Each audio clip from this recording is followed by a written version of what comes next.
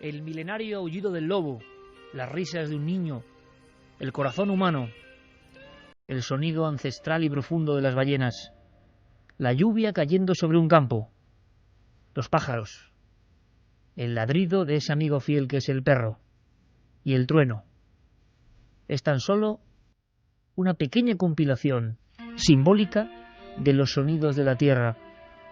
Ahora mismo ese disco de oro, que comprende 54 saludos en diferentes idiomas, fragmentos de música, sonidos, palabras, como el mensaje en una botella lanzado a las orillas del océano cósmico, ha atravesado esta misma semana las fronteras inauditas del sistema solar. Lo ha contado la prensa como si fuese una fría gráfica. La superficie de la Voyager, lanzada el 20 de agosto de 1977, con mucho de tecnología y mucho de poesía, llevaba en su entraña metálica eso, un disco de oro que era también alarido sonoro de nuestra especie y de nuestro planeta. Quizá con el ensueño de que en algún momento, en algún lugar, en alguna estrella lejana, alguien recibiese ese coro de sonidos, de mensajes, esa bienvenida para supuestos hermanos más allá del universo. Ahora sabemos, la gráfica indica, la noticia dice, que las partículas luminosas del viento solar han decrecido de forma casi fantasmagórica.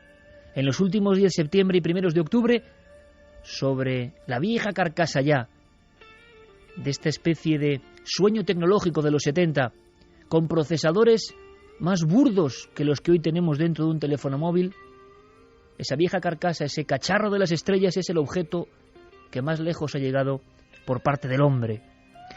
Y ahora, justamente en estos días, esas partículas de viento solar han descendido, han desaparecido. Ya no está la Voyager envuelto de ellas. Por tanto, la sonda 1, Voyager 1, ha traspasado esa membrana invisible, abisal, misteriosa, del sistema solar. Y ya poco sabemos sobre qué puede pasar, hacia dónde puede dirigirse, qué rumbo tomar. Por supuesto, la fotografía sonora tenía que ser para ese ingenio. Increíble, alucinante. Como una onda lanzada al espacio. Sí, como ese mensaje en una botella, esperando todavía llegar a la última playa.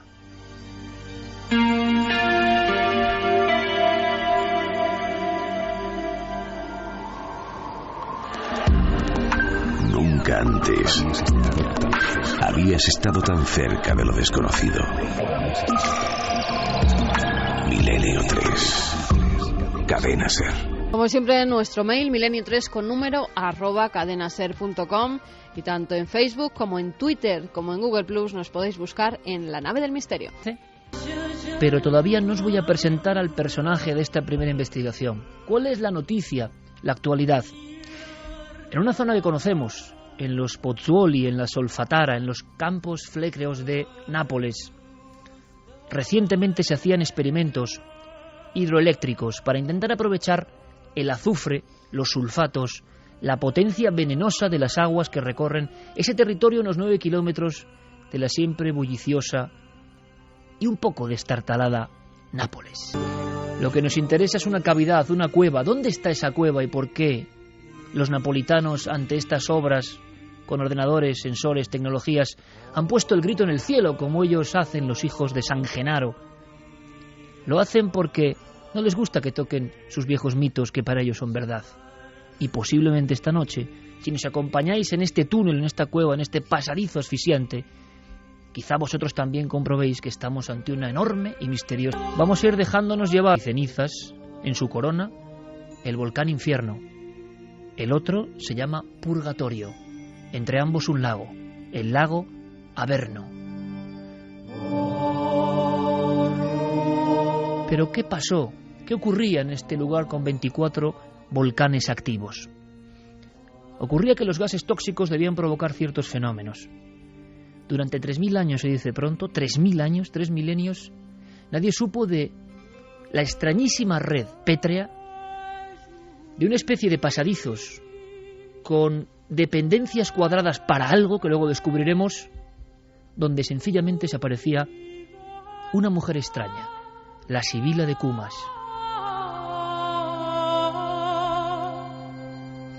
Y es que Cumas, de la que hoy no queda nada y apenas se ha excavado, fue la primera colonia griega fuera de ese país.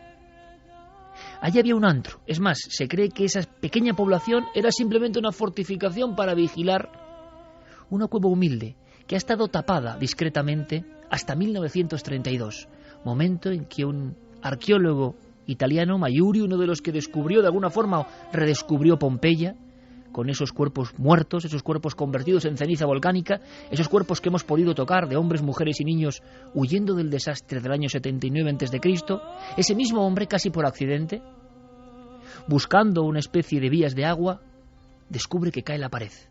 Y de pronto, también, asombrado, comprende que hay un túnel de unos 5 metros perfectamente pulido por otras manos antiguas, manos que no dejaron nada escrito. Y el túnel iba cada vez más abajo, en mitad de los pestilentes gases tóxicos.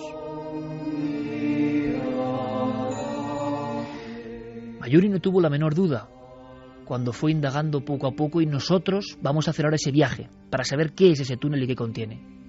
Creyó que allí estaba la Sibila de Cumas. Nos cuenta la leyenda la verdad, porque ya es imposible de dividir, que esta mujer muy especial y muy hermosa, cuando era joven, nació en Eritrea, lo que hoy sería Turquía, la Anatolia, el lugar donde casi todo ocurre prácticamente en los tiempos antiguos de la Biblia. Esta mujer, como otras sibilas, que era una especie como de linaje especial, de casta especial, adivinaba el futuro, escribía libros proféticos, rollos proféticos, y los hombres más poderosos iban hasta sus guaridas o antros. Pero claro, sus guaridas o antros estaban bajo la tierra, y en el caso de Cumas, la más importante sibila de toda la humanidad, estaba envuelta de gases tóxicos, de azufre, de solfataras y fumarolas. ¿Cómo se manejaba en aquella oscuridad? ¿Cómo veía en aquel lugar? Quienes estuvieron con ella y lo dejaron por escrito, dijeron que había una especie de riachuelo fantasmagórico, donde aparecían los espectros de los muertos. Y muchos no tuvieron duda, era la laguna Estigia, donde de vez en cuando Caronte, el barquero del más allá, se aparecía previo pago para llevarnos a la otra orilla. Y la sibila, cuyo canto se ha ido perfeccionando e incluso ha pasado al mundo del medievo y tiene gran tradición, por ejemplo, en algunas zonas de Baleares, la sibila, como una sirena antigua encerrada en el Averno, llamaba con su canto, llamaba con sus notas, hacía reverberar su voz con un eco muy especial, que se prolongaba como una trompeta de piedra hacia el exterior. ¿Os imagináis la conjunción? Humo, fuego, agua, pasadizos interminables, algunos todavía no descubiertos. Y otro misterio, que luego os contaremos, es el de los escritos de esa sibila. En unos rollos, algunos destruidos, otros perseguidos. Hay quien dice que todavía están, y que se han consultado por lo menos hasta el año 400. ¿Qué ponían esos libros? ¿Qué se decía en los legados de esta mujer, mitad espíritu, mitad sacerdotisa, mitad ser de ultramundo? Los rollos sibilinos. A la 1:52 creo que todos estamos metidos en ese lugar, pero hay que conocerlo, hay que saberlo. Tenemos no que imaginarlo, sino casi que tocarlo. Hemos descrito un sitio concreto en Nápoles y vemos simplemente una puerta, pero ¿qué hay después de esa puerta? Pues como bien decía Iker, Amadeo Maiuri fue el arqueólogo que en los años 50, un arqueólogo que además se dedicaba y tiene grandes descubrimientos como la Casa de los Misterios de Pompeya. Él fue el descubridor de esa magnífica casa donde se conservan todos esos frescos. Era un arqueólogo que había investigado mucho por la zona, había leído innumerables libros para encontrar luego lugares arqueológicos, y él es el que encuentra una entrada que había estado cubierta siempre con piedras, con viñedos. Contrata a unos hombres, empiezan a excavar y hallan más de 4,5 kilómetros de túneles que tienen forma trapezoidal, pero llegan hasta un muro y el calor y también los gases que salían los impiden seguir.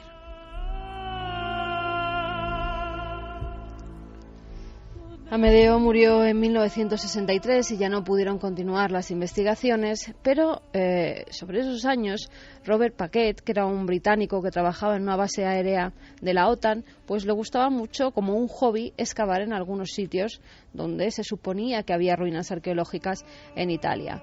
Paquet lo que hace es visitar ese sitio que había sido descubierto por Maiuri y junto con un amigo deciden pues redescubrir más ese lugar, e incluso van más allá y quieren excavar más metros, porque decían que había muchos más túneles, pero este hombre no había podido continuar. Enseguida conoce la historia de la cueva de la Sibila y se obsesiona completamente por encontrar el lugar donde esa profetisa realizó los rollos, que esos libros sibilinos contenían lo que sería la historia trágica de Roma. Eran 9 rollos, 9 papiros en los que se predecía las penurias que iba a sufrir Roma. Además, como bien decías, esos rollos hasta el año 405 en concreto, llegan, y hay además documentación sobre lo que decían, porque no solamente predecía esos hechos terroríficos que iban a ocurrir en Roma, sino que también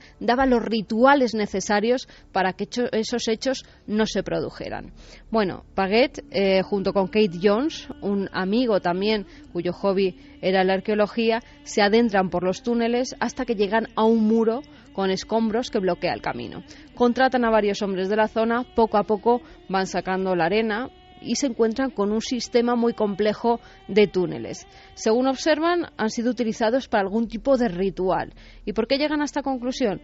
Pues porque aún quedaban innumerables huecos en los que habían puesto unas lamparillas de cera o bien de grasa, que por la posición en la que se habían puesto, pues no habían servido solamente para iluminar esas estancias, sino que servían para algo más, para dar una iluminación especial. Además, ven que hay como muchos agujeritos en algunas de las habitaciones que ellos piensan que pueden tener que ver con las constelaciones, y también en un principio pues piensan que esos habitáculos servían para algún rito de fertilidad. Pero ellos siguen excavando, poco a poco van sacando arena, hasta que, fíjate, Iker, si quieres vamos a escuchar cómo Robert Temple, que es el profesor que años después hace un documental con National Geographic visitando esta cueva de la Sibila, pues vamos a ver cómo ellos se introducen en este lugar y lo que ven. Y aquí tenemos una inscripción única, pintura roja en la pared. Esto posiblemente dice Ilios, antiguo nombre de Troya. Esto podría ser un monograma de M.A.R. o un experto ha sugerido que es, para él, un símbolo esotérico bastante conocido para referirse a la diosa Hera, que era la reina de los dioses. No lo sabemos.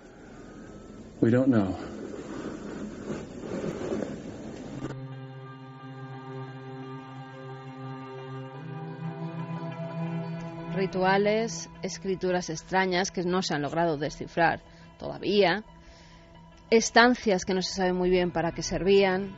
Los investigadores además siguen excavando, siguen buceando por esa red de túneles y se encuentran con otro muro que al parecer pues separaba varias localizaciones que llevaban hacia un piso inferior, e incluso uno de ellos parecía que había tenido una puerta detrás de la que se ocultaba algo. ¿Por qué lo sabían? Tanto por la forma como por los agujeros que quedaban a ambos lados. Ahí al parecer había una puerta oculta y detrás de ella no se sabe lo que podía estar. Pero sigamos con este documental. ¿Qué nos cuenta que había detrás de esa puerta? Llegamos al final del túnel de entrada, a 122 metros de la superficie de la colina, excavados en la pura roca. Si miro mi brújula, veo que durante todo el túnel de entrada hemos ido hacia el oeste, pero ahora desciende de forma pronunciada unos 20 grados hacia la laguna Estigia. ¿Pero qué es esto? Parece una pared normal del túnel, pero no lo es. Es una partición artificial, construida por los romanos, hecha de cemento. Aquí los romanos colocaron enormes losas para bloquear lo que debía ser una entrada. Originalmente habría una puerta en lugar de esta partición que podían cerrar desde el túnel.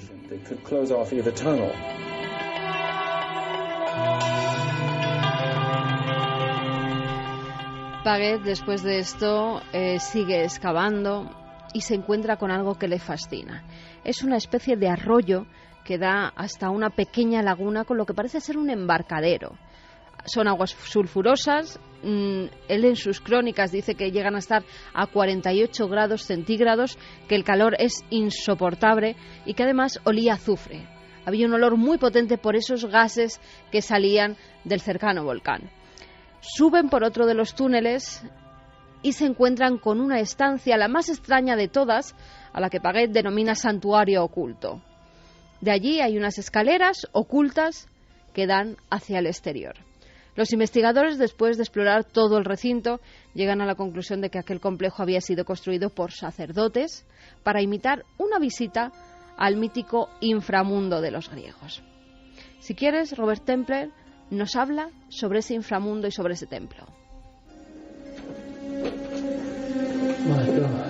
Dios mío, es un templo a las deidades del subsuelo. Quienes venían aquí a consultar a los espíritus de los muertos se sentirían como en un recinto sagrado. El efecto combinado de todas las lámparas es absolutamente maravilloso. Y este particularmente es el pasillo de los ecos, donde el sonido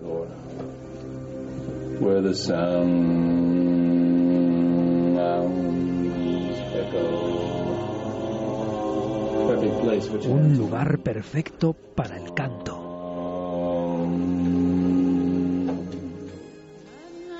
Paget se da cuenta de que el río representa al río Estigia, el que tenían que cruzar los muertos para entrar en el Hades, que la barca que los esperaba era para pasar al otro lado, trasladarlos al otro lado, que el santuario oculto era donde una mujer en otros tiempos simulaba a la sibila de Cumas, les guiaba en un ritual de iniciación, y Paget además creía que Virgilio había sido uno de los visitantes de ese inframundo. En mi opinión, Virgilio descendió a este punto ya que vivía cerca y su héroe Eneas es descrito bajando al inframundo. Muchos escritores de la antigüedad hablan de figuras reales y míticas llegando a este lugar. Odiseo, Orfeo, que perdió a su mujer Eurídice aquí, Hércules, Teseo, Aníbal o Escipión. Hannibal and Scipio.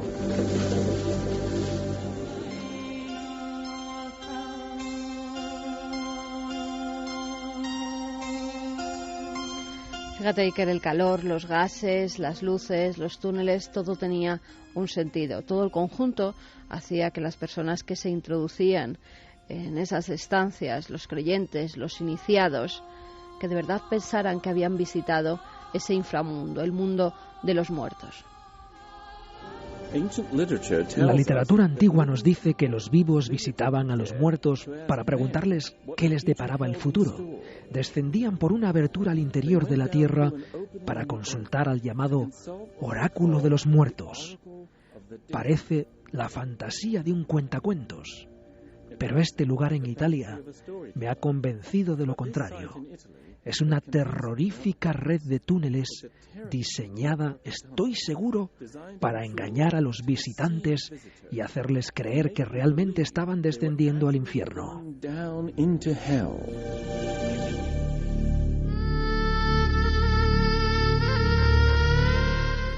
Por eso los napolitanos esta semana estaban contrariados, no querían que tocasen algo muy suyo, muy propio, y que si bien seguramente sirvió para simulacros, para convencer a algunos hombres importantes o mujeres importantes de cómo era el Hades, el inframundo, el más allá, para montarles en la laguna Estigia, para coordinar una tecnología de la antigüedad que sobrecoge y pone los pelos de punta, eco, luz, sombra, azufre.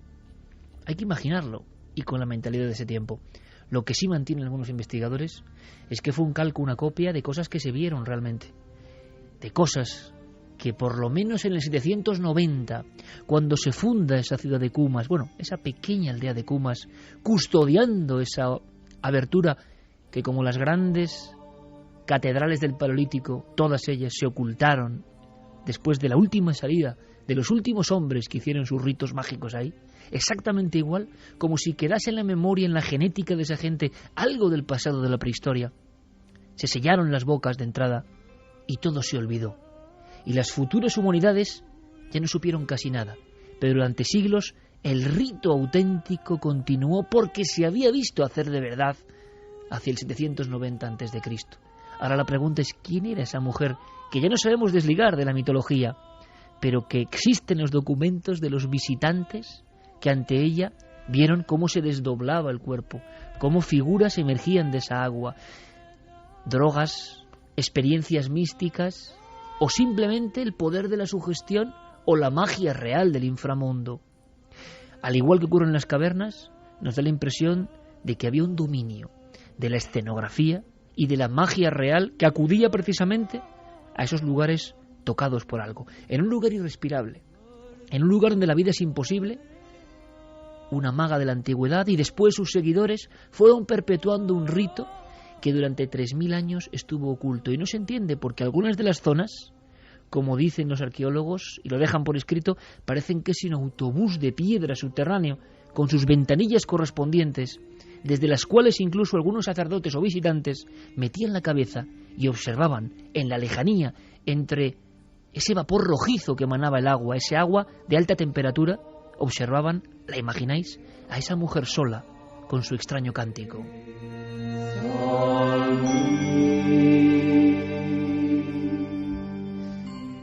Un paseo por la antigüedad y la sensación, antes de pasar a otro tema, simplemente queríamos mostraros esta parte de la historia, tan cerca, Italia ni más ni menos, tan mítica, y como todo en la mítica, con una raíz absolutamente real. Cuando la arqueología, cuando la piqueta, se encuentra con que lo que contaban los viejos mitos es verdad. ¿Os imagináis? Y nosotros hemos estado en la oscuridad de la Villa de los Misterios de Pompeya, y viendo esos frescos de ritos iniciáticos de los que no sabemos nada, se le ponen los pelos de punta. Es una sensación muy parecida a la que se tiene en los sitios de poder. ¿Os imagináis ese arqueólogo cuando descubre que todo lo que se había contado en los viejos libros está ahí, en un túnel que se hunde en la tierra?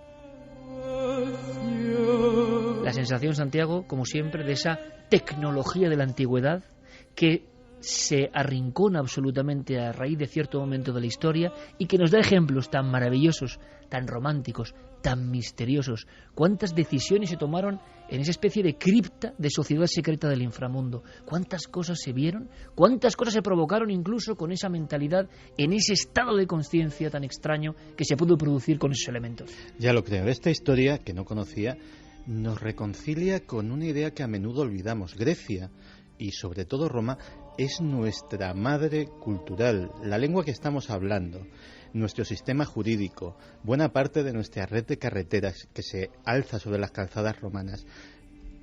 Se lo debemos a la cultura romana. Nosotros comprendemos. ¿Habrá forma de acceder a ese lenguaje, a ese secreto? Una de las últimas formas, porque no sabe de fórmulas, es la música. Por eso gente como Lisa Gerrard, cuando va a una cueva paleolítica o cuando va a la cueva de la Sibila de Cumas, realmente cuando canta así, ¿se está transformando en la vieja divina?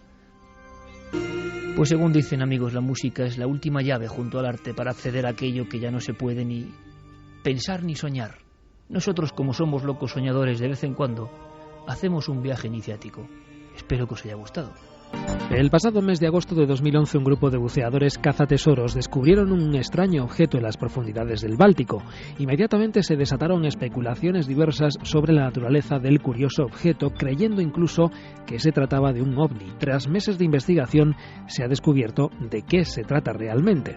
El extraño objeto fue encontrado por buzos suecos de la compañía Ocean 10 mientras buscaban un carguero hundido.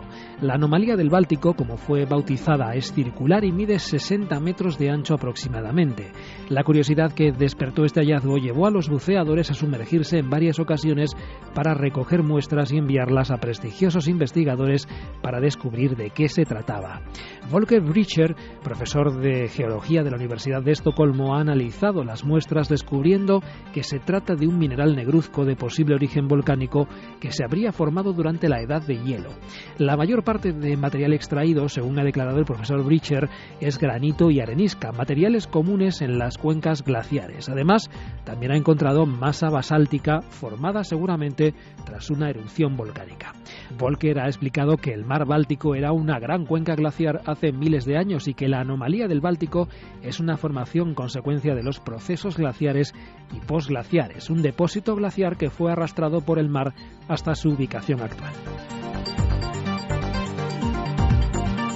2 y 13 minutos, estéis en Milenio 3 y ahora, por supuesto, accederemos a todas vuestras cartas, no al director, sino al programa Milenio 3 con número @cadenaser.com, en Facebook y en Twitter. Guillermo Boleno tiene ya todo, en la nave del misterio. Nave del misterio, nuestra única pata, de alguna forma mágica, dentro de las redes sociales.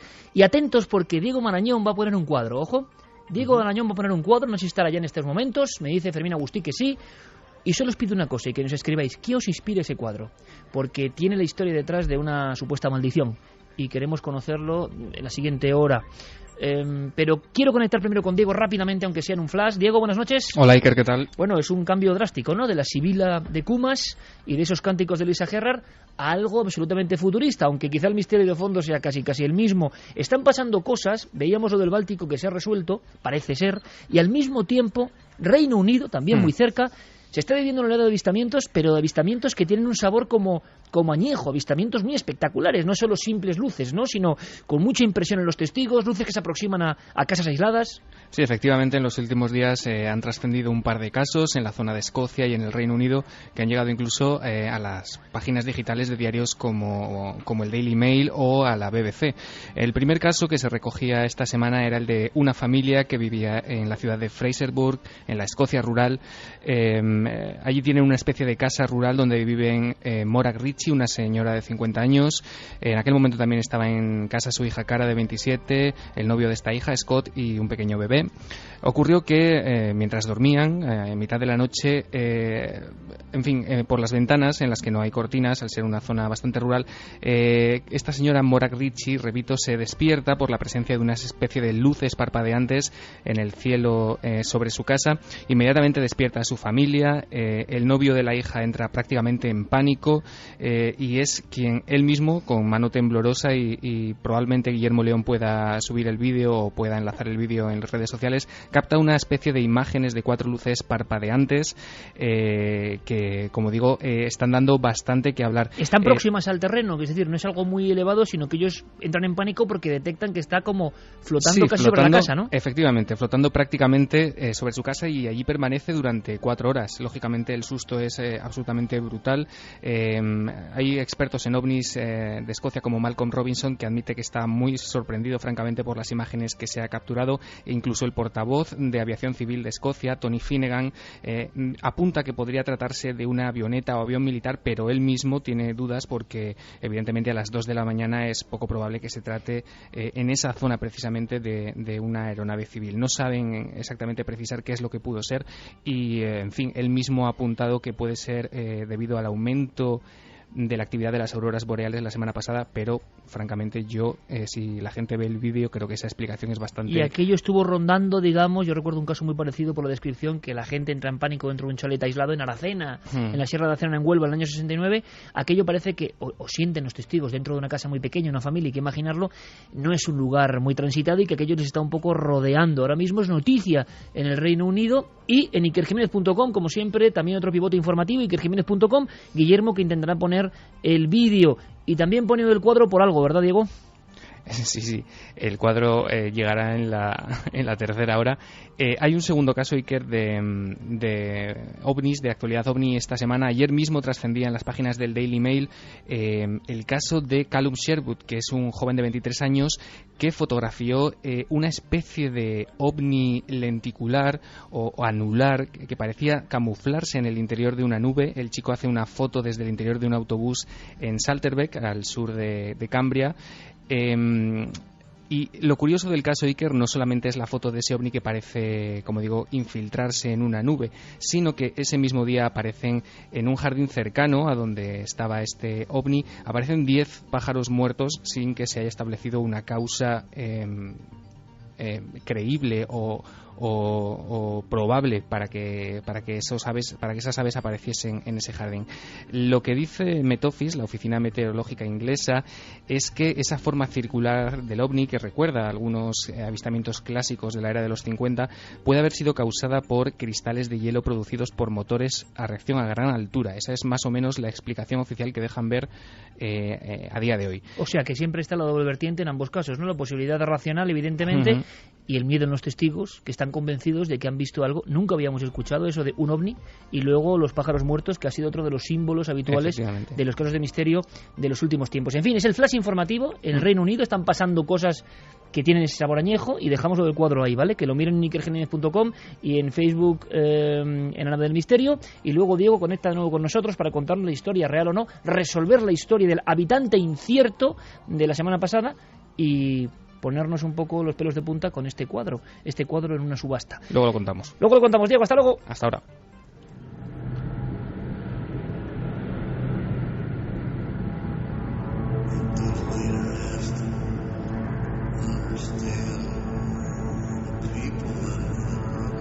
Hablábamos del Hades, del infierno, de la tierra, y esta voz que parece que sale precisamente de ahí. Y tiene algo que ver con profundidades, agujeros negros en la tierra, de alguna manera. Escuchemos lo que pasaba hace no tanto tiempo en Guatemala y en otros puntos de América. Estamos en la frontera de un nuevo misterio, algo que apenas se ha comentado. Nosotros en su día, en Cuarto Milenio, lanzamos una primera piedra hilando casos que veíamos que se estaban produciendo, pero no teníamos ni idea de lo que había detrás. Y todo lo bizarro, conspiranoico, extraño y quizás real que hay detrás lo trae Santiago Camacho. Pero recordemos cómo se quedaban de sorprendidos los periodistas, los informadores, cuando en mitad de grandes ciudades incluso pasaba esto. En febrero de 2007, vecinos del barrio San Antonio, zona 6, quedaron impactados y afectados a causa de un agujero de más de 30 metros de diámetro y 80 de profundidad. El pasado fin de semana la situación se repitió, pero ahora en la 11 Avenida A y Sexta Calle de la zona 2, Colonia Ciudad Nueva. Básicamente, sobre la misma línea que comunica a ambas colonias. Esta es la foto que nos llega ahora, hace unos minutos nada más. Esto es en el barrio Ciudad Nueva, al norte de la capital de Guatemala. Este hoyo, como lo llaman ellos, o gran cráter de 20 metros de profundidad, se llevó consigo un edificio de 3 pisos, una casa de lujo que había en este barrio de Ciudad Nueva. ¿Y cómo se hizo eso? Y árboles. Por la misma tormenta, por la agresividad de los vientos y de las lluvias. Ahora, es un hoyo perfecto. Ustedes están viendo, ¿no? Es un círculo perfecto, tremenda, me parece a mí. Sí, sí, sí. Yo vi una falla, ¿no? Es impresionante. Bueno. 2 y 20, Milenio 3 en la serie, de verdad que era impresionante, ¿os acordáis, no? Es que era un redondel perfecto. Sí, seguro que tiene una explicación. El doctor Carreño, de la Red Sísmica Nacional, nos intentó explicar que podía ocurrir, pero claro, se quedó como una anécdota. Había habido varios casos seguidos. Sí, no se habían tragado coches, ¿te acuerdas? Sí, además no se llegó a dar una causa para explicar todos esos grandes agujeros. Eran de diferentes tamaños, ¿eh? Algunos eran más pequeños, otros más grandes, pero era como si la Tierra algunos de como una plaza de toros hubiera chupado esa tierra y hubiera dejado un gran agujero ahí en medio sin saber nadie cómo ni por qué. Y luego no se han vuelto a producir hasta mucho tiempo después. Pero toda la información la maneja, esa información subterránea, nunca mejor dicho, Santiago Camacho. Pues sí, de hecho, aquello sucedió en 2010. En junio de 2010 fue el caso de Guatemala, y a partir de ahí hubo una primera oleada de casos, y efectivamente, como muy bien dijo Carmen, no se volvió a repetir hasta este año. Desde junio hasta hoy han estado sucediendo... ¿Hoy? ¿Lo dices por hoy? Hoy lo digo por hoy porque esto, como casi todo lo que hacemos últimamente, trae como motivo una noticia de actualidad. Pues desde junio pasado hasta el día de hoy ha habido decenas de casos. Voy a citar muy brevemente algunos porque ya te digo que se multiplican. El 9 de agosto, según el Instituto Geológico de Estados Unidos, hubo agujeros por todo el país que se reproducían a un ritmo alarmante, y leo textualmente, o sea, la palabra ritmo alarmante es del propio Instituto Geológico de Estados Unidos, y además esos agujeros se pudieron detectar, según ese informe, en diversos puntos de la Tierra, como por ejemplo Costa Rica, donde un agujero gigante de alrededor de 4 metros de ancho y una profundidad no determinada se tragó buena parte de la autopista General Cañas frente a la Plaza de los Arcos.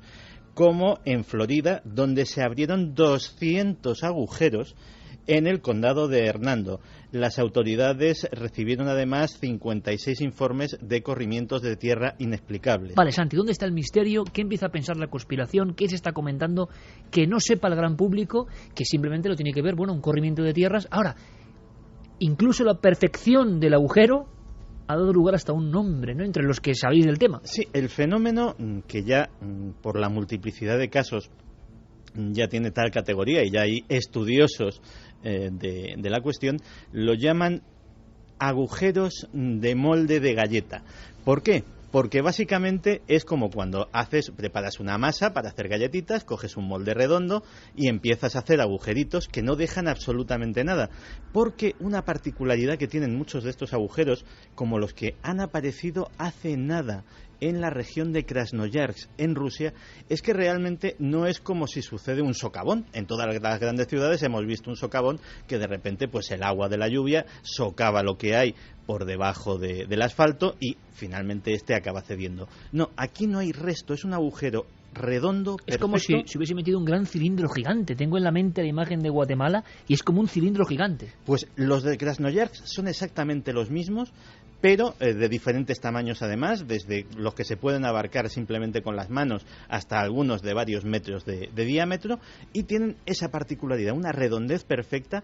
En Krasnoyarsk se dice que ha habido ya gente que con cuerdas ha intentado aventurarse para ver qué fondo tenía aquello y han desistido porque aquello no conseguían alcanzar el fondo. Es un poco la leyenda de la cueva de Hércules, bajando hasta abajo y no había fondo, sí. Prácticamente. Y además, muchos de estos agujeros pues tienen la particularidad de estar en zonas inaccesibles para cualquier tipo de maquinaria, de taladro, por si alguien estaba haciendo algún tipo de prospección clandestina, buscando minerales, buscando gas o buscando lo que fuera. No, estos están en bosques muy profundos, no hay evidentemente ni rastros, ni huellas, ni montículos de tierra. No hay nadie que haya estado alrededor, porque se está hablando y nos contarás mañana precisamente en la televisión, nos hablarás de Santi está muy brillante, hay que decirlo, sacando un montón de temas nuevos.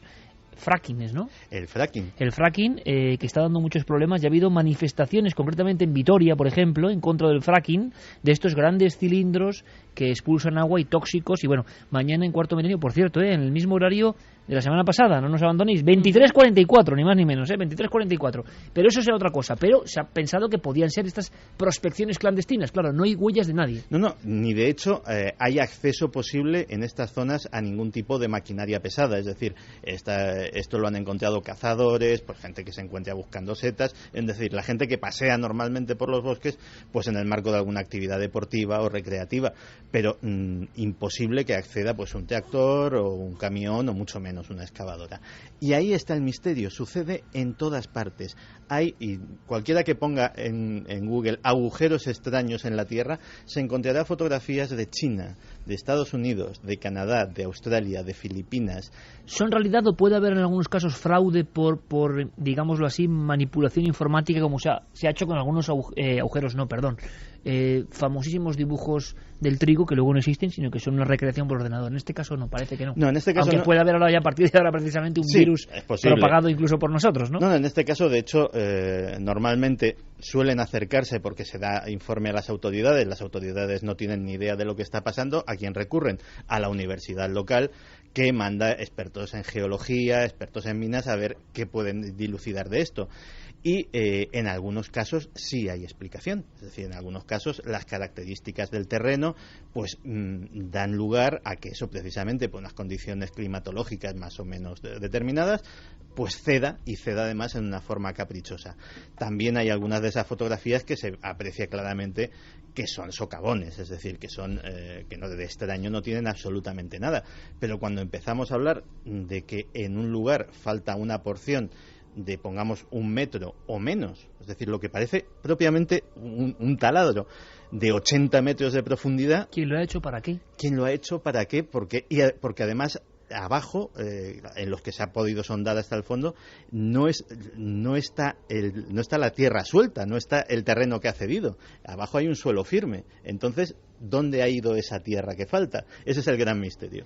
Y entonces ya, redondeando o poniendo la guinda al pastel, nos encontramos con misterios que se están empezando a comentar, historias extrañísimas y bizarras a más no poder. ¿Y tienes algún documento? Pues sí, porque habíamos prometido al principio contar una de las historias más extrañas que jamás se hayan contado en un programa de radio. Y bizarras. Pero no se han contado en este. Corría el año 1997, Estados Unidos. Un programa casi hermano al nuestro, que se llama Coast to Coast. 10 millones de oyentes en Estados Unidos. Hermano al nuestro, pero hermano Como mayor. nosotros, Hermano mayor. 10 millones de oyentes se dedican a nuestros mismos temas y el programa es muy largo. En 1997 ya llevaba muchísimos años, ha tenido varios directores a lo largo de su historia. Y en aquel momento el director era posiblemente el más famoso que ha tenido, que era Art Bell. Y Art Bell presentó a un invitado que dijo que iba a contar una historia increíble. Lo presentó así. You know, I don't know where he is right now. Mel Waters. Mel, welcome to the program. I'm here in the Pacific Northwest. Somewhere in the Pacific Northwest. That'll do. First of all, it's great to hear from Mel you, and I guess Waters. we heard from you, Mel Waters, que había contactado con Art Bell, habían hablado durante días sobre su historia y finalmente, tras muchos tiras y aflojas, porque parecía que Mel estaba asustado por algo y no quería... A Art Bell, durante los 90, le llamaba mucha gente asustada, ¿verdad? Y sí. Más de una vez has hablado de gente del Área 51, gente con secretos. Bueno, de hecho, buena parte de testimonios de amenazados por hombres de negro que han salido a través de este programa. El estilo de Bell, que luego, por ejemplo, varios de sus continuadores no lo siguieron, pero era precisamente mucho testimonio directo de personas afectadas por este o aquel misterio. Pero desde luego nadie superó a Mel Waters. Mel Waters dijo que procedía de un lugar, que él estaba en algún lugar del noroeste y que él vivía o había vivido cerca de Ellensburg, que está en el estado de Washington, costa oeste de los Estados Unidos, un estado que hace frontera con Canadá y que es precioso, lleno de bosques, lleno de naturaleza, y allí tenía una propiedad, tenía una cabaña, un pequeño rancho, donde se dedicaba a las labores propias del campo, y un día, investigando por la zona, por los profundos bosques de la zona, se encontró con algo extraño. Se encontró con un agujero rodeado por un murete de piedra que levantaba poco más de 1 metro y que tenía unos 4 o 5 metros de diámetro. Miró hacia abajo, vio que aquello era evidentemente profundo y se le ocurrió una gran idea. Dijo, bueno, pues esto es un agujero sin fondo, pues por ejemplo puede servir para deshacerme de cosas. El tipo no era muy ecológico, puede servir para deshacerme de cosas que tenga por casa, etcétera, etcétera. De hecho, preguntando por la zona, dijo que algún vecino también había encontrado el tal agujero y que se dedicaba poco más o menos a lo mismo. Él... lo primero que tiró parece ser que fue una nevera vieja, y le llamó muchísimo la atención que no la oyó caer. Luego siguió probando con más cosas y... ya por curiosidad, ¿no? Ya no por deshacerse de ella, sino... ya empezó a tirar piedras, tiró una linterna encendida a ver si veía la luz. Aquello al final... Pero además, como historias tiene Stephen King, porque estamos todos ahora mismo, ¿qué va a pasar? Pues bien... y llegó a la conclusión de que aquello debía ser una especie de pozo sin fondo. Y se fue a Ellensburg, empezó a preguntar a la gente y hubo gente que le empezó a contar historias muy extrañas. Por ejemplo, un vecino le contó que efectivamente él había utilizado el sitio para deshacerse de animales muertos. Y tiraba vacas, tiraba a los animales de la granja que habían fallecido, y un día tiró a su perro, a un perro que también había muerto. A los 2 días se encontró al perro paseando por las cercanías de su casa.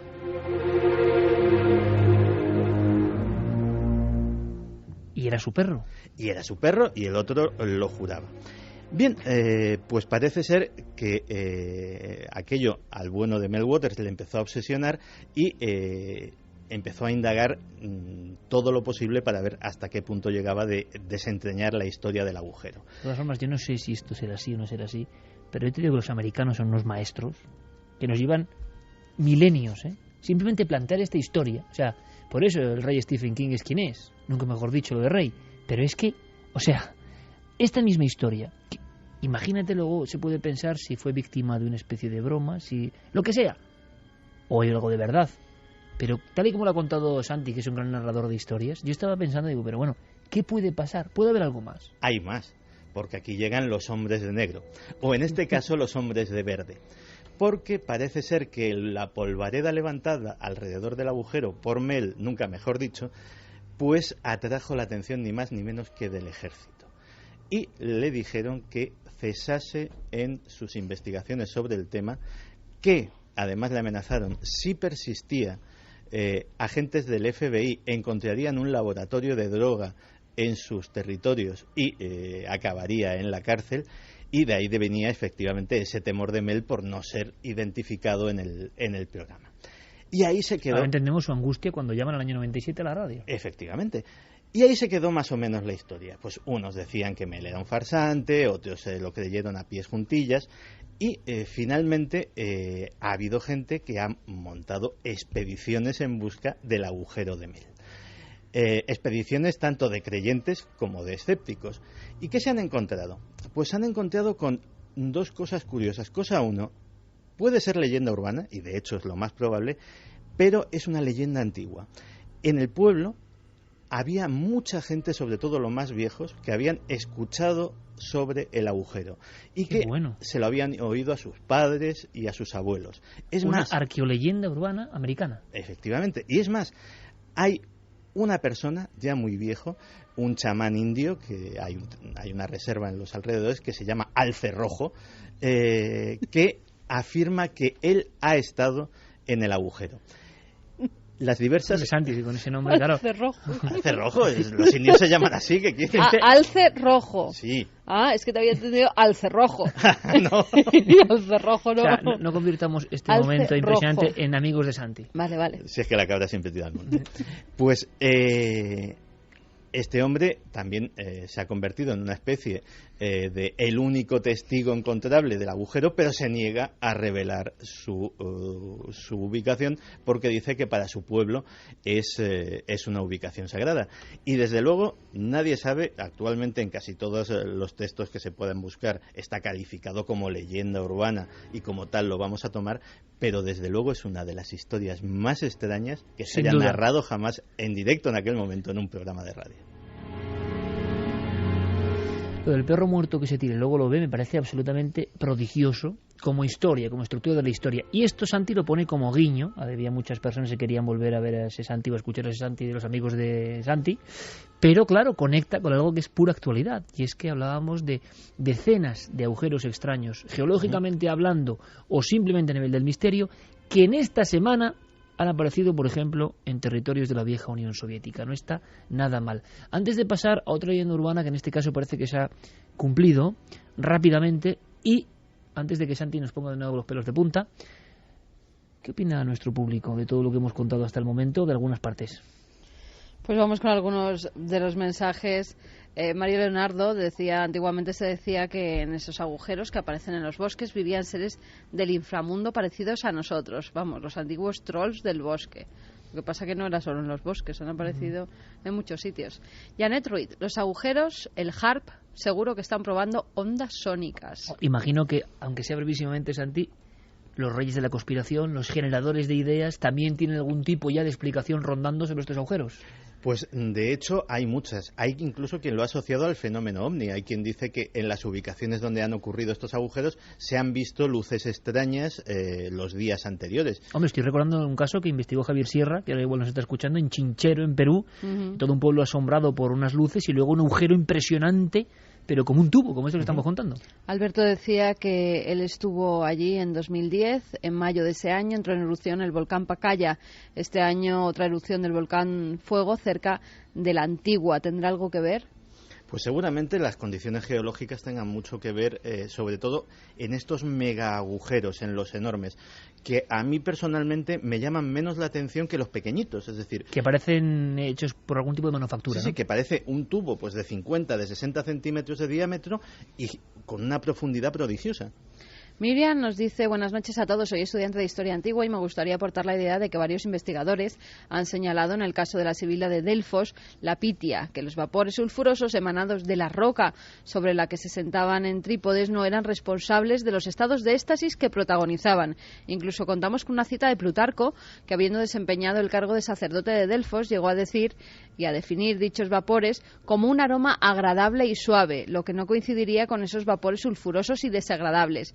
No sé si esta situación puede trasladarse a la sibila de Cumas, pero podemos tener en cuenta que la sibila en cualquier ámbito del mundo griego cumplía la misma función profética, inspirada sobre todo por el dios Apolo. Sí, señor, como hemos comentado ahora, y además hay toda una corriente en todos los niveles que intenta explicar, como todo, ¿no?, con lo biológico, bien sean las drogas, bien sea la aspiración de algunos gases, estados alterados de conciencia y trances que muchas veces no tenían nada que ver. Los chamanes de la prehistoria, por ejemplo, no hay mucha documentación realmente efectiva sobre drogas ni psicotrópicos, sino que parece que el estado mental variaba simplemente por lo que había alrededor. Vamos a hacer una cosa, rápidamente, Javi, como si fuese un flash informativo, porque es una leyenda que parece que se ha cumplido. ¿Cuántas veces, amigos oyentes, habéis escuchado eso de que, bien con el juego de Verónica o con la Ouija, alguien que estaba en la sesión se clavó unas tijeras en la cabeza, se clavó algo en el brazo? Ahora, casos tan dramáticos como este que acaban de ocurrir sí que nos sorprenden, ¿no? Sí, es una historia terrible que empieza con un vendedor ambulante, con un misterioso personaje que llega a la ciudad colombiana de Buenaventura. Allí se dedica a vender varias antigüedades que lleva consigo, y entre ellas se encuentra una vieja tabla Ouija. ¿Una tabla de Ouija antigua? Sí, que la casualidad, a veces de la mano de la fatalidad, ¿no?, pues quiere que se encuentre en este vendedor ambulante, y un joven de 17 años, que es la víctima de este caso, Julio César Miranda, a la salida del colegio se encuentra con este vendedor ambulante y le compra esa tabla Ouija.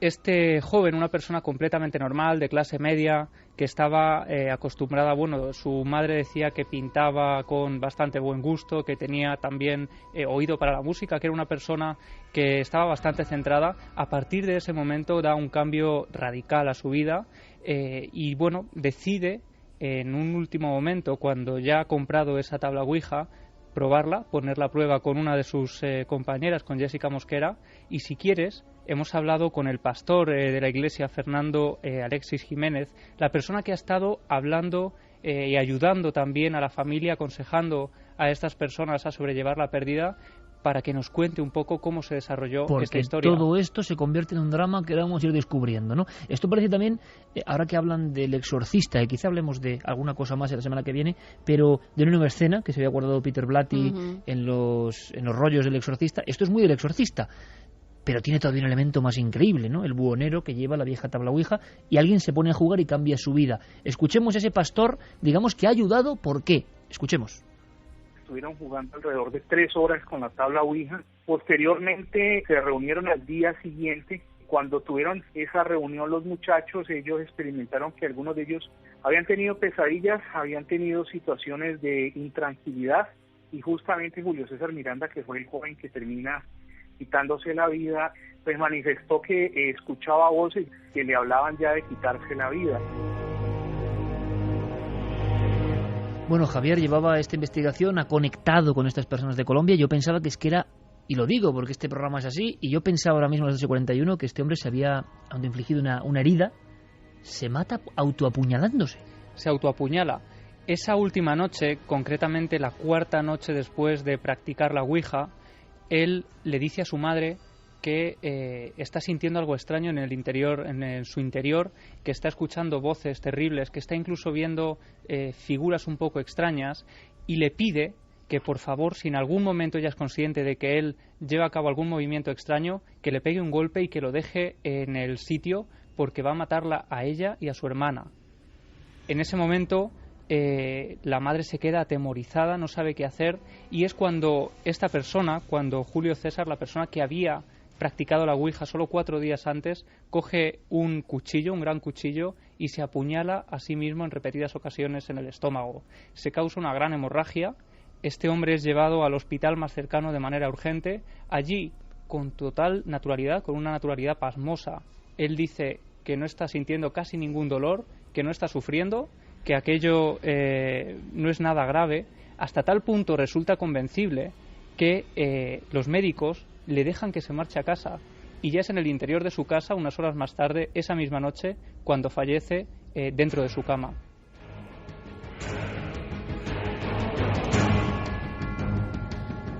No recuerdo ningún caso parecido. De muertes, recuerdo el caso de Manolo Martínez, 2 personas que se ríen de la ouija en una fiesta y salen y se matan los 2. Ese tipo de accidentes, ¿no? Esta muchacha de Sevilla que se lanzó, nos lo contaba Hermida, desde el trampolín de 10 metros de una piscina vacía, pero sobrevivió. Pero claro, meterse el cuchillo y hacerse el harakiri uno mismo después de una ouija, yo no recuerdo nada parecido, ¿eh? Y lo más terrible es que ha además, pasado ahora, hace unas semanas, esta persona, la persona que vendió la ouija, desapareció de la ciudad.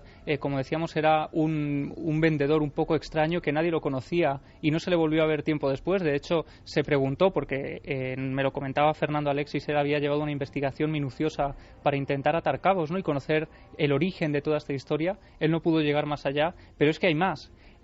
La compañera con la que este joven había practicado la ouija, Jessica Mosquera, de 16 años, también sufrió las consecuencias de esa práctica.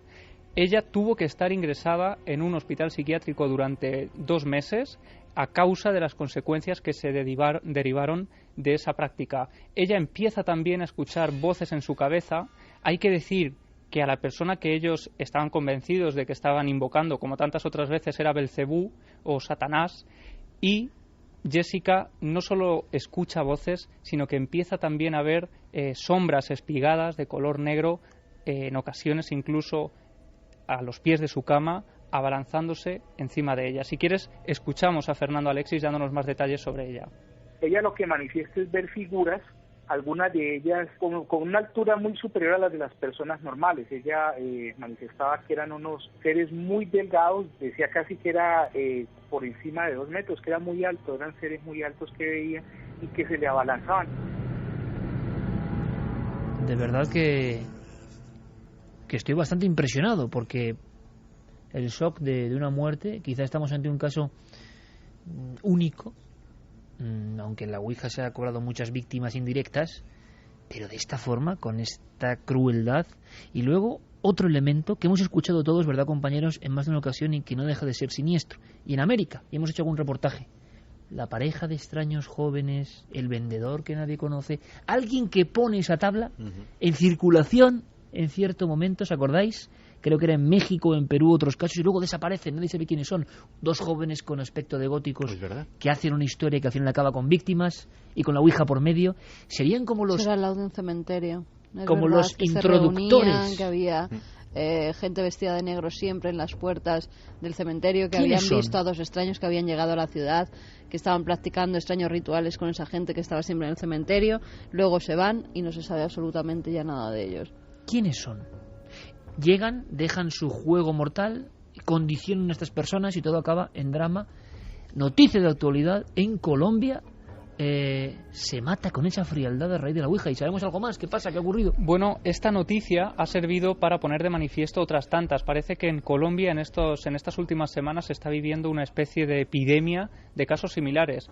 Este pastor, Fernando Alexis, que se encarga de ayudar a otras familias con problemas similares, nos comentaba cómo hace también escasos días recibía un caso parecido, 2 jóvenes que tras hacer la ouija, uno de ellos se lanza a una carretera intentando suicidarse.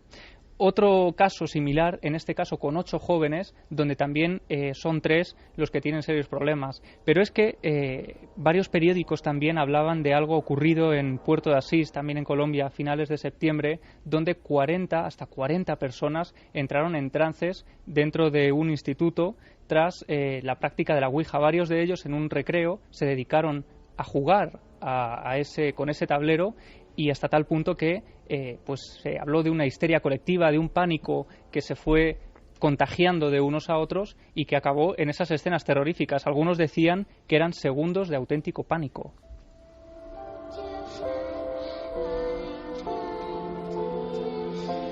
Le voy a pedir a Santi, porque su tema tiene mucha enjundia, que nos acompañe también un rato de la tercera hora, si le parece, Santi.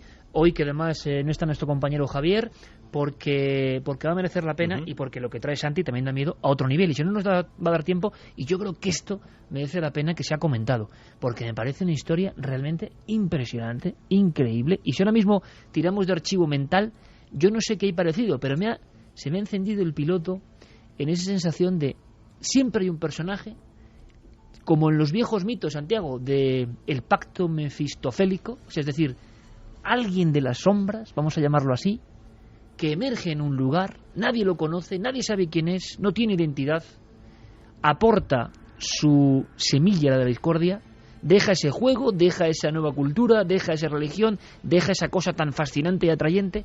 Los jóvenes casi siempre, es como si se repitiese una leyenda urbana, pero que tiene nombres y apellidos y archivo forense. Y a partir de ahí empieza a descomponerse todo. Fíjate si el arquetipo existe y se ha producido a veces, que antes hablábamos a raíz de lo del agujero de Stephen King.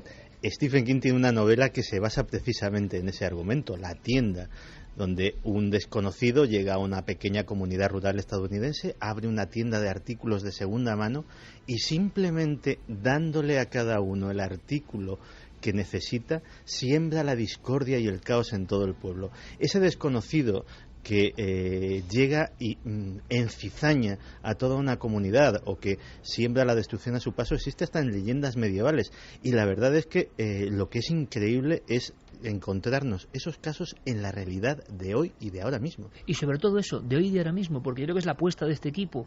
Pasan las cosas y muchas veces Santiago me dice, pero tranquilo, si es que pasan cosas cada semana y siempre nos quedamos cortos. La sensación de que el misterio, la sensación de que el misterio está ahí permanentemente, pero claro, esto de el buhonero, que ya de por sí es una profesión, imagino que ya inexistente o muy poco practicada, que ha tenido ejemplos como Roma Santa y tantos otros, ¿no? Pero que trae una cosa que nadie conoce, que es como una especie de cántaro mágico donde uno puede hacer lo que contábamos de la Sibila, conectar con los muertos, y luego pasa lo que pasa, ¿no? Estamos recordando también el caso de Estefanía Gutiérrez Lázaro como otro de los de muerte con Ouija, pero claro, no es una muerte tan radical, tan tremenda, y de esto hay documentación, Javier, es decir, te has encontrado datos, y este hombre, que a veces ocurre, yo tengo que decirlo, y muchas veces en América, y aquí criticamos todo lo criticable y lo no criticable y también, pero muchos de estos párrocos, estos pastores, a veces de iglesias evangélicas, esta gente de buena fe que existe en muchas barriadas y en muchos lugares y que está ayudando, que no saben muy bien y que lógicamente en ocasiones llevarán el asco a su sardina, del demonio y demás, pero que se están enfrentando a casos que ponen los pelos de punta y que habitualmente no salen al exterior, de no ser porque no hay una muerte de este tipo, ¿no? Claro, y además, fíjate si hay documentación que llegó a aparecer publicada en el diario El País con el titular por jugar con la tabla Ouija, un menor se suicidó en la ciudad colombiana de Buenaventura. En ese reportaje aparece una fotografía también de la camilla con el joven siendo introducido en la ambulancia. Aparece todo tipo de documentación y, por supuesto, pues ese material también que tenemos que decirle a Fernando Alexis. Él ha continuado la investigación, ha seguido hablando con la familia, porque desde luego esto que es una noticia y que parece una leyenda urbana convertida en realidad, es a la vez un drama para la familia que ha vivido todo esto, ¿no? Entonces él se está dedicando un poco a manifestar el dolor que esta familia está sufriendo para intentar evitar también que otros caigan. Hay cosas un poco incomprensibles, ¿no? Como que los médicos le dejen salir del hospital cuando... Sí, eso se denuncia además también en algún artículo. Tiene una herida, sí, porque es que los médicos saben cuándo son heridas de gravedad y cuándo no, por mucho que le intente convencer el chico. A no ser que a la vuelta pasaran otras cosas que nos han contado. Bueno, ya si pasó algo en la casa o... Claro, eso, desde luego, como decimos, Fernando es el que está llevando a cabo esa investigación, pero él también me decía bastante enfadado con la actitud de esos médicos que dejaron salir al joven del hospital. ¿Por qué lo hicieron? Un caso de posible negligencia. Normal, Posible negligencia, o decía hasta qué punto tenía que resultar convencible y tenía que... Porque, bueno, dice que además el joven salió andando por su propio pie. Pero la por pregunta mucho es... que intente convencer a un médico, si un médico sabe que es una herida de gravedad, no le dejan salir a un tío del hospital. A un chico de 17 años, además. Y más cuando se ha hecho en la herida, que los médicos saben cuándo es una herida que te haces tú mismo por la dirección que lleva Y cuando no, es Aquí, un chico que no puede estar yo estoy muy seguro, bien yo estoy seguro que de hay la una cabeza bifurcación de inmediato. Hay una bifurcación ahora mismo seguro en los mensajes de nuestros amigos, y hay dos formas de ver todo esto: la racional, crítica, analítica actual, posiblemente la certera, que es personas con problemas, la Ouija llega y se convierte en un detonante para una salud mental un poco desequilibrada. Pero yo voy un poco más allá, arriesgándome. ¿Qué pasa? ¿Por qué ven estas sombras espigadas junto a la cama? ¿Esto es simplemente ya alucinaciones, delirios? ¿O puede haber algo más? La Ouija simplemente lleva a la explosión volcánica de unas mentes que no están preparadas, pero en el ámbito del misterio, ¿tendrá algo que ver ese buhonero? ¿No será una venta simplemente casual, si no hay algo más que se nos oculta? El mal, entre comillas, el mal, lo extraño, los magos negros, yo qué sé, tienen una forma de actuar y nosotros estamos rebajando ese poder con lo racional. Pregunto, Pues es muy posible. De hecho, pensemos que la base de la magia y de la magia negra, sobre todo, es la sugestión o el poder que le da. Y objetos maldecidos, ¿no? Efectivamente, el poder que le da a la víctima. Y yo no quisiera, y sé que voy a sonar muy tópico, y sé que es la enésima vez que se dice, y sé que está muy sobado el argumento, pero con que solamente una persona que nos esté oyendo haga caso al consejo, daré este minuto por bien empleado. Nunca, nunca, nunca hagáis la Ouija, sobre todo solos. Y lo digo no por los malos espíritus, ni por los entes negativos, ni por el bajo astral, lo digo desde el punto de vista más científico y racional. Si olvidamos los sueños es por una buena razón. Abrir una puerta de comunicación con nuestro propio inconsciente, donde se esconden muchas veces, no todas, cosas muy oscuras, cosas que pueden ser autodestructivas, cosas que están en nuestros traumas infantiles, en mil historias, que aprovechan ese movimiento automático para conectarse y entrar en ese mundo consciente en el que no tienen posibilidad de entrar normalmente. Eso es extremadamente peligroso y es jugar con fuego. Yo creo que no hay magia negra por detrás, que además el buhonero no tiene por qué saber ni qué es esa tabla, que muchas veces no saben ni lo que venden ni lo que están vendiendo. ¿Y la tabla tiene magia en sí, el objeto? No. ¿Tú crees que no? No.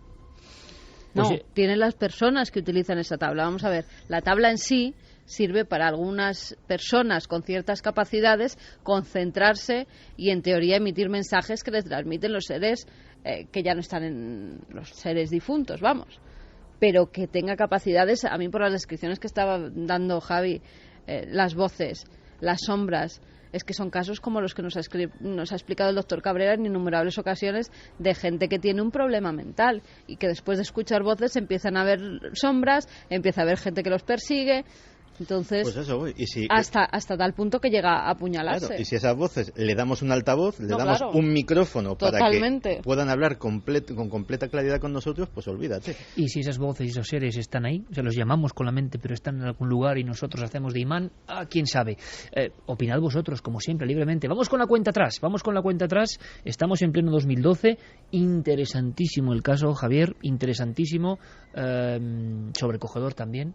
Siglo XXI, 2012, sí, y todo lo que queréis a nivel informático y de todo, y la Voyager viajando y el CERN, y sin embargo un buhonero con una tabla y una muerte, una sensación de harakiri propio, con la locura o el más allá de fondo. Cuenta atrás. Quedan 62 días para el fin del calendario maya. Hace unas semanas una mujer alemana demandó a la Organización Europea de Investigación Nuclear la puesta en marcha del acelerador de partículas, el LHC, también conocido como máquina de Dios, porque podría generar un gran agujero negro que acabara con todo lo que conocemos y precipitara el fin del mundo. Ahora el Tribunal Administrativo Superior de Münster ha rechazado sus pretensiones de paralizar el acelerador, dictaminando que no hay ninguna evidencia de que su trabajo suponga un peligro para la seguridad pública. Esta mujer, que ya había denunciado otras veces al CERN, no es la única que denuncia el peligro del LHC. Desde su puesta en marcha han sido muchos los agoreros que han vaticinado un fin del mundo ocasionado por el gran colisionador de hadrones. Dice, yo creo que la Ouija es la llave para entrar en esa otra dimensión paralela a la nuestra, en la que no sabemos muy bien qué hay detrás. Laura Monraval, cuando éramos pequeños lo hacíamos con un simple papel y con monedas. Al final quemábamos el papel y tirábamos la moneda. No sé cómo se nos pudo pasar por la cabeza hacer una cosa así. Bueno, yo creo que lo hemos hecho casi todos. Hay una edad en la que... Es un poco rito iniciático moderno. Eres mayor, te crees más valeroso, has jugado el espiritismo, sí. Y en el fondo es como un rito de tantos que hay de iniciación, ¿no? Fíjate, y siempre sales acongojado. Siempre. Por no decir acojonado. Nosotros, cuando hacíamos la Ouija de pequeños, intentábamos contactar con los extraterrestres. Nosotros éramos más del extraterrestre y menos del espíritu. Yo no, yo con los muertos. Yo con los extraterrestres no. Harun Wieser, la gente está loca. Hacer semejante cosa no son conscientes. Ángel Poley, increíble, un chaval aterrorizado después de hacer la Ouija que escucha voces y le dice a su madre que lo mate. Acaba apuñalándose. A mí me parece que a veces la locura es un cajón desastre, pues como en las cosas de niños, cuando no las entendemos, ¿no? Mira, Janet Ruiz dice, lo de la Ouija sí es muy cierto. Una chica de mi barrio se volvió como loca y nunca más se supo de ella. La familia se mudó del pueblo, hasta se fueron de allí. Con una Ouija, pues interesa que si sabéis casos, pues por supuesto que nuestro equipo estará ahí detrás por si hay una historia que contar y como trasfondo, que es lo más importante, una moraleja, y no somos nadie para hacerla, pero sí un grupo de locos que está investigando este tema para dar consejo, ¿no? Como ha hecho Santiago Camacho ahora, siendo súper directo en su consejo. Lucy Hernández dice, este tema sí que no me gusta, no la he hecho nunca y nunca lo probaré. Bueno, vamos a hacer una cosa, nosotros vamos a probar determinados elementos cotidianos. Es una información tóxica la que trae Santiago Camacho, que hemos trasladado por la fuerza de este tema de la Ouija a la siguiente hora. Y también viene Diego Marañón. Atentos en ikerjiménez.com y en la nave del misterio en Facebook y en Twitter, porque Guillermo ya habrá puesto ese cuadro, un cuadro que tiene una historia, que parece que entronca con todo esto, un cuadro maldito, entre comillas, ¿verdad o no?